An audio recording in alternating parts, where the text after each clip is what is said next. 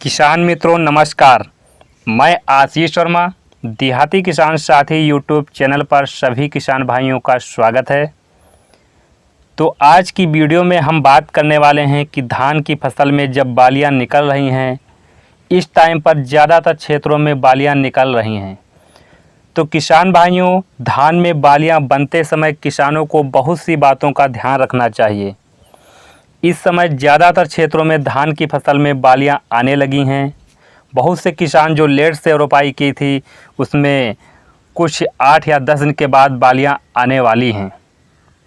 तो इस समय फसल में सबसे ज़्यादा ध्यान देने की ज़रूरत होती है। धान में बालियां आने पर खेत में पर्याप्त नमी होनी चाहिए, खेत में पानी भरा होना चाहिए। किसान भाइयों, अगर खेत में पानी भरा रहेगा, खेत में पर्याप्त नमी बनी रहेगी, तो जो हमारी बालियां निकलेंगी उसमें दानों का भराव ज़्यादा होगा, दालियां ठोस होंगी। तो किसान भाइयों, यहाँ पर आपको खेत में पर्याप्त नमी बनाए रखना है। लेकिन किसान भाइयों, एक बात का यहाँ पर विशेष ध्यान रखना है। वातावरण में तापमान अधिक होने पर, खेत में पर्याप्त नमी रहने से खेत में रोग व कीट भी ज़्यादा लगते हैं। इसलिए इनके नियंत्रण के लिए लाइट ट्रैप, ट्राइकोग्राम व नियंत्रण के लिए ट्राइकोडर्मा का जो दवाई आती हैं उसका प्रयोग ज़रूर करें। समय समय पर आप देखते रहें, देखभाल करते रहें, कौन सा हमारी फसल में कीट लगा हुआ है, उसकी आप दवा का स्प्रे ज़रूर करते रहें।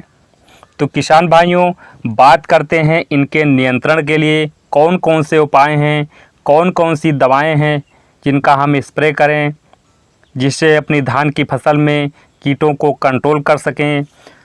तो किसान भाइयों, धान की फसल में अगर खैरा रोग लग जाता है तो इसके नियंत्रण के लिए फसल में 5 किलो जिंक सल्फेट 21% वाली और 20 किलोग्राम यूरिया और 2.5 किलो बुझे हुए चूना जो आता है बुझा हुआ, उसको 800 लीटर पानी में मिलाकर प्रति हेक्टेयर छिड़काव करें।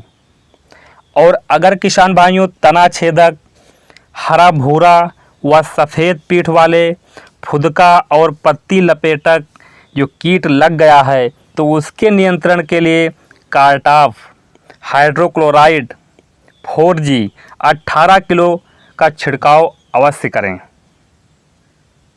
या फिर इमिडाक्लोप्रिड 17.8 SL 500 से 600 लीटर पानी में घोलकर स्प्रे करें।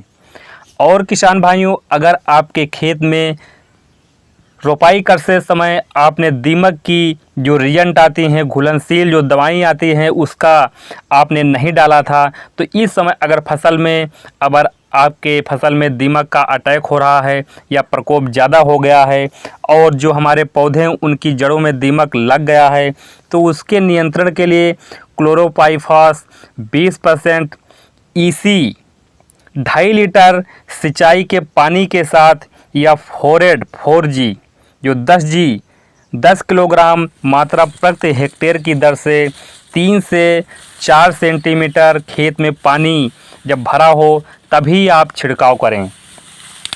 खेत में पर्याप्त पानी ज़रूर होना चाहिए, तभी आप इसका छिड़काव करें।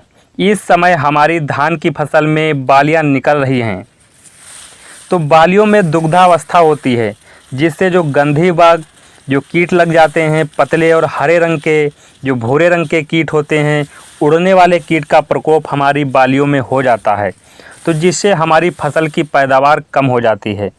इस कीट की पहचान कीट से आने वाली दुर्गंध से भी कर सकते हैं।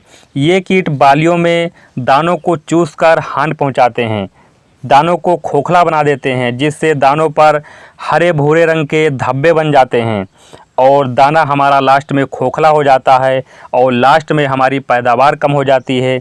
धान में जो भूसी है, जो फरहा हो जाता है, वो ज़्यादा हो जाता है। तो किसान भाइयों, यदि इस कीट की एक या एक से अधिक प्रति पौधे अगर आपकी जो कीटों की संख्या दिखाई दे, तो मैलाथियान 5% जो धूल वाला आता है उसका आप छिड़काव करें। और भाइयों, खेत के मेड़ों पर उगे हुए घास की सफाई आप ज़रूर करें, क्योंकि इन्हीं खरपतवारों पर एक कीट पनपते हैं, बैठते हैं और जब बालियाँ हमारी दुग्धावस्था में होती हैं तो फसल पर अटैक कर देते हैं।